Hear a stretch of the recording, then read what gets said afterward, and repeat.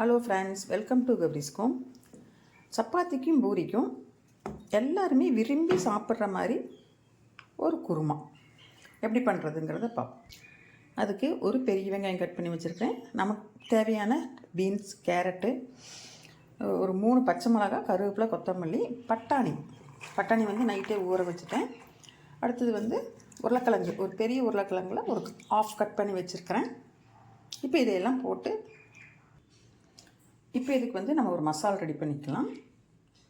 கொஞ்சம் முந்திரி ஆப்ஷன் தான். அப்படி இல்லைன்னா நீங்கள் பொட்டுக்கடலை சேர்த்துக்கலாம். தேங்காய், ஒரு பீஸ் தேங்காய்,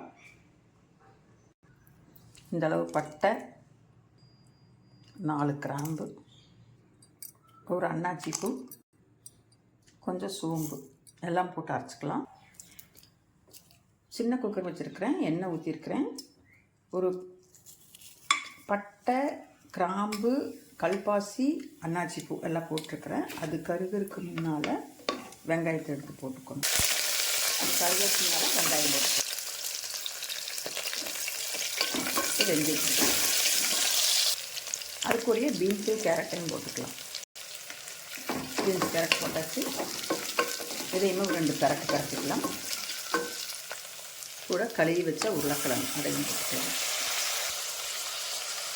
உருளைக்கிழங்கு போட்டு 2 பரட்டிட்டு இதிலே கழுவி வச்சுருக்கிற பட்டாணியும்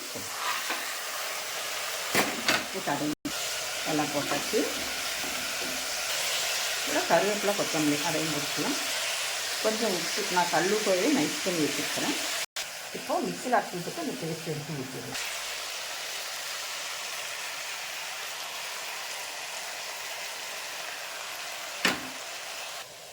நான் இஞ்சி பூண்டை நச்சு போட்டிருக்கிறேன். நீங்கள் அரைச்சும் போட்டுக்கலாம். இதையும் போட்டு நல்லா அந்த இஞ்சி பூண்டு வாசனை லைட்டாக போகிற மாதிரி கொஞ்சம் கிளறி விட்டுட்டு, இஞ்சி பூண்டு வாசனை போயிடுச்சு. இப்போ நம்ம இந்த மிக்சியில் அலசி வச்சுட்டு தண்ணி எடுத்து ஊற்றிடலாம்.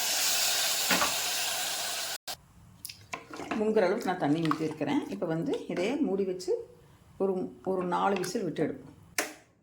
இப்போ குருமா நமக்கு ரெடி ஆயிடுச்சு. எப்படி வெந்திருக்குதுன்னு பார்ப்போம்.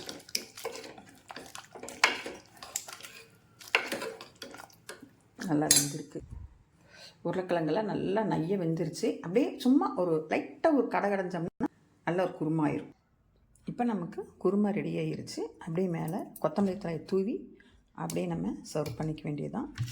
இந்த மாதிரி நீங்களும் செஞ்சு பாருங்கள். செஞ்சு பார்த்துட்டு எப்படி இருக்குன்னு சொல்லி எனக்கு கமெண்ட் பண்ணி சொல்லுங்கள்.